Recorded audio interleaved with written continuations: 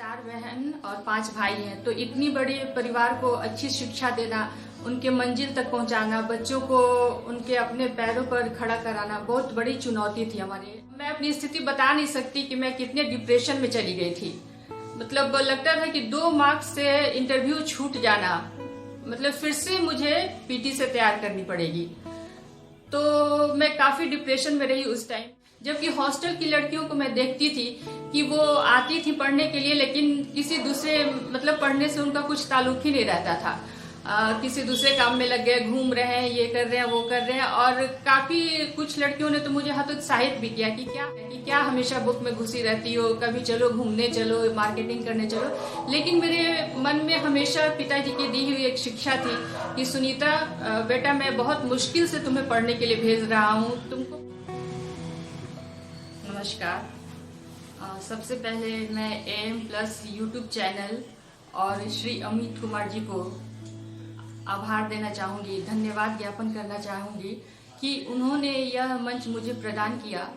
और हमारी जो सफलता का मार्ग है, मैं यहाँ तक कैसे पहुँची, किन किन समस्याओं का मैंने सामना किया, उसे मैं आप सभी के सामने साझा करना चाहती हूँ।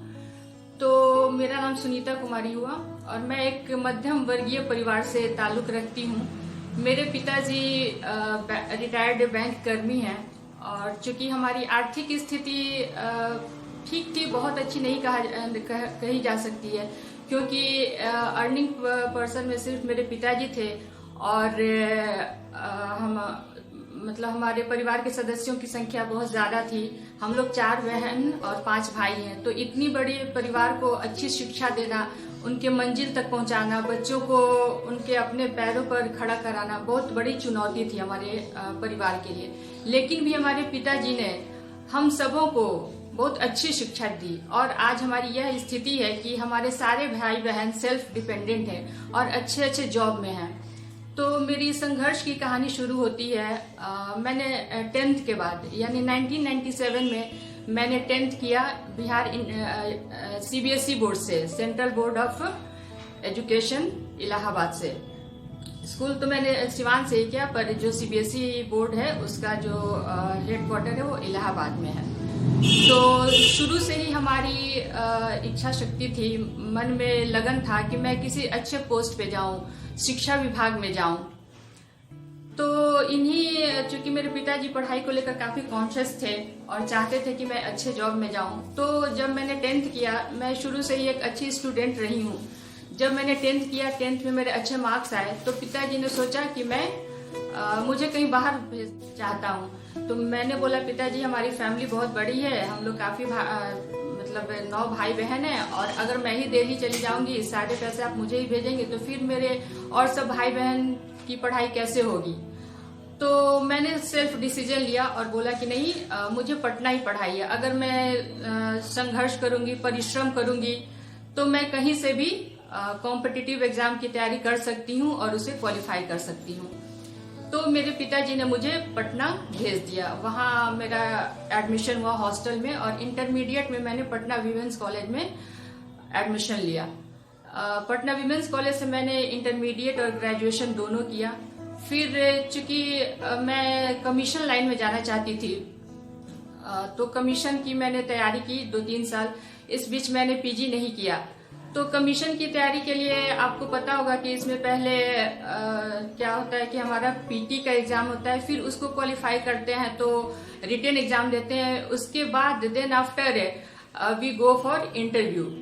तो मैंने 2 बार BPSC की PT परीक्षा क्वालिफाई की, लेकिन मैं रिटन कुछ मार्क्स से कंप्लीट नहीं कर पा रही थी। तो मैं बहुत डिप्रेशन में चली जाती थी। फिर मैं खुद को समझाती थी कि नहीं, मेरे मन में एक लक्ष्य था कि मुझे अपने लक्ष्य को किसी भी तरह प्राप्त करना है। फिर मैंने अपने कुछ कलीग्स से, अपने सीनियर्स से बात की, तो उन्होंने कहा कि सुनीता, तुम बहुत अच्छी स्टूडेंट हो, ऐसा करो, एक ऑप्शन भी होना चाहिए तुम्हारे साथ। तो मैंने PG करने की सोची। तो चूंकि मेरा 2 साल बीच में ब्रेक हो गया, तो मैंने 2005 में PG में एडमिशन लिया और साथ साथ मैं प्रतियोगी परीक्षाओं की तैयारी भी करती रही। तो 2007 में मेरा PG कंप्लीट हुआ और 2008 में CDPO की वैकेंसी आई, जो कि BPSC के थ्रू कंडक्ट हो रही थी। तो मेरा मेन सब्जेक्ट था, ऑप्शनल सब्जेक्ट जिसको हम लोग कहते हैं, वो साइकोलॉजी था। तो साइकोलॉजी मैंने ऑप्शनल सब्जेक्ट दिया और मैंने पीटी की परीक्षा पास की। फिर उसके बाद मैंने रिटन की भी परीक्षा पास की। इंटरव्यू तक गई मैं इंटरव्यू भी मैंने कंप्लीट नहीं कर पाई, केवल 2 मार्क्स से मैं डिस्क्वालीफाई कर पाई। उस टाइम मतलब मैं अपनी स्थिति बता नहीं सकती कि मैं कितने डिप्रेशन में चली गई थी। मतलब लगता था कि 2 मार्क्स से इंटरव्यू छूट जाना, मतलब फिर से मुझे पीटी से तैयार करनी पड़ेगी। तो मैं काफी डिप्रेशन में रही उस टाइम। फिर न पढ़ पाती थी, न कुछ कर पाती थी। तो मेरे घर वाले, एक चीज मैं बताना चाहूंगी कि घर का सपोर्ट मुझे हमेशा मिलता रहा।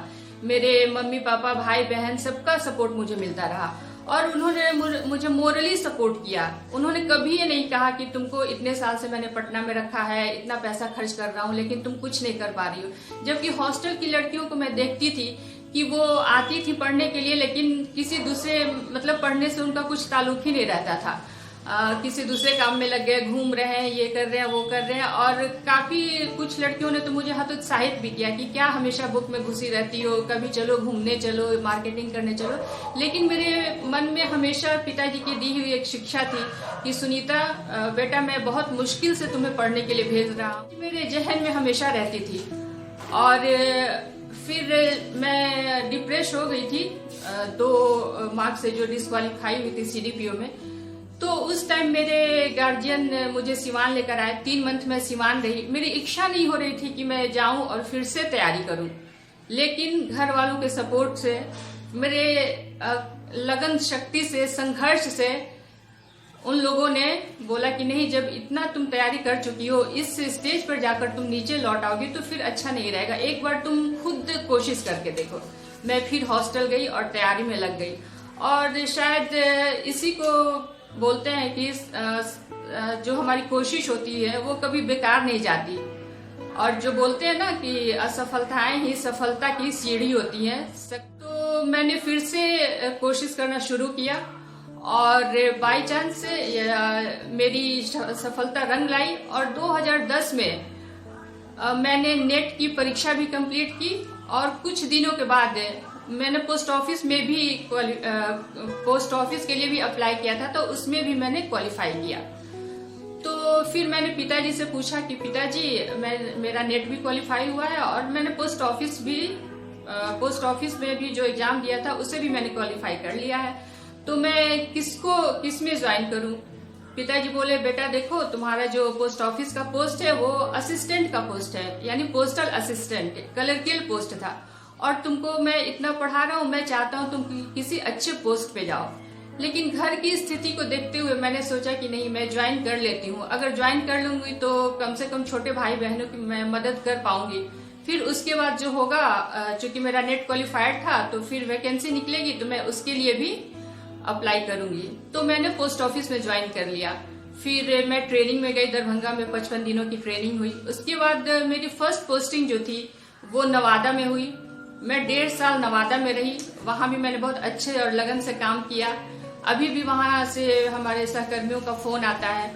फिर चूंकि नवादा हमारे घर से काफी दूर था और आने जाने में मुश्किल होती थी, प्रॉब्लम होती थी, तो मैंने छपरा में अपना म्यूचुअल ट्रांसफर करवाया। चूंकि सिवान छपरा से नजदीक है और मैं वीकली अप डाउन कर सकती थी, तो मैंने छपरा में अपना ट्रांसफर करवाया, म्यूचुअल ट्रांसफर। वहां मैंने 2013 में ज्वाइन किया और 2013 से 3 जुलाई 2017 तक मैं वहां रही। फिर इसके बीच मेरा पोस्टल असिस्टेंट का 2014 में पोस्टल असिस्टेंट की वैकेंसी आई, उससे मैंने अप्लाई किया। फिर वो 2017 में क्लियर हुआ और मेरे संघर्षों का, लगन का, कठिन परिश्रम का, मेरे माता पिता, साथी संगी और रिश्तेदारों का मोरली सपोर्ट रहा, जिसके कारण आज मैं इस पोस्ट पे हूँ। और जो मैंने सोचा था कि एक अच्छे पोस्ट पर जाऊं, ग्रुप ए की मुझे नौकरी मिली, तो आज मुझे वो मिल गई है। और जब मेरा रिजल्ट आया असिस्टेंट प्रोफेसर का, तो सबसे पहले मैंने अपने पिताजी को फोन की।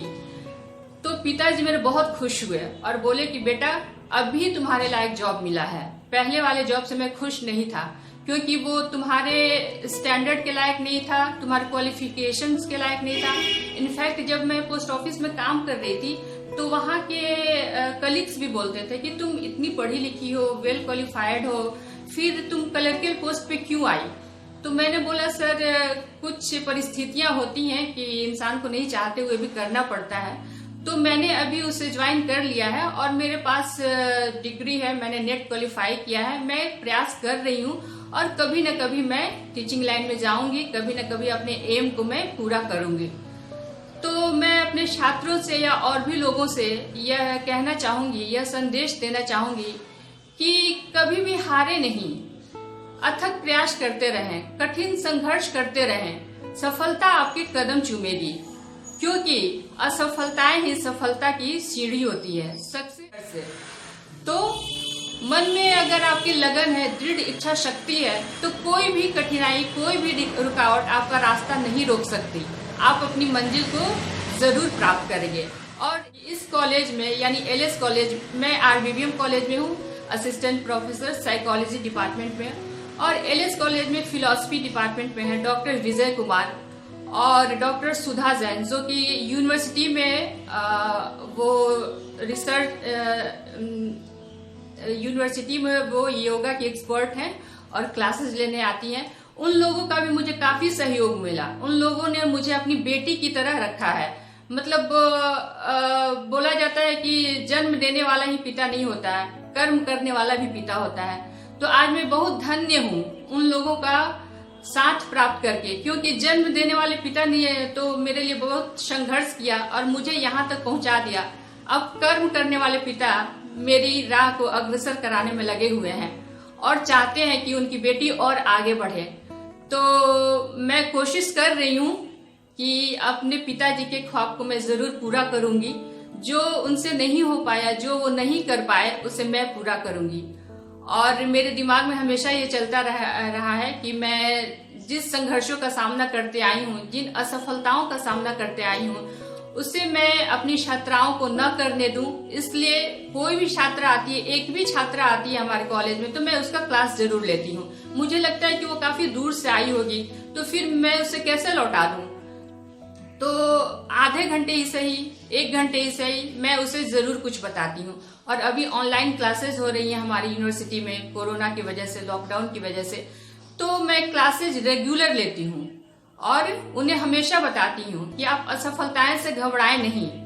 असफलताएं सबके जीवन में आती हैं, लेकिन एक बार असफल हो जाने से हमको अपनी असफलता को नहीं माननी चाहिए। हमें निरंतर कार्यरत रहना चाहिए, अपने उद्देश्य को पूरा करने की कोशिश करनी चाहिए। उसे धन्यवाद कहती हूँ और खासकर अमित जी का धन्यवाद ज्ञापन करना चाहती हूँ कि उन्होंने अपनी छात्राओं से मेरी एक्सपीरियंस को शेयर करने का मौका दिया। आशा है फिर मुझे ये मौका मिलेगा। धन्यवाद अमित जी। नमस्कार, मैं अमित कुमार स्वागत करता हूँ ए प्लस में, यानी ए मीडिया प्लस में। सही विचार सही विकास। जब हम सही विचार करते हैं तो विकास होता है। हमारा वीडियो कैसा लगा आप जरूर कमेंट करके बताएं। इसी तरह और भी वीडियो देखना चाहते हैं तो इस चैनल को आप सब्सक्राइब करना ना भूलें। आप सब्सक्राइब करें, इस वीडियो को ज्यादा से ज्यादा शेयर करें ताकि अधिक से अधिक युवा छात्रों तक ये वीडियो पहुंचे और मोटिवेट हो सके। इनका जर्नी आपको कैसा लगा जरूर आप कमेंट करके बताएं। Thank you, take care, have a nice day.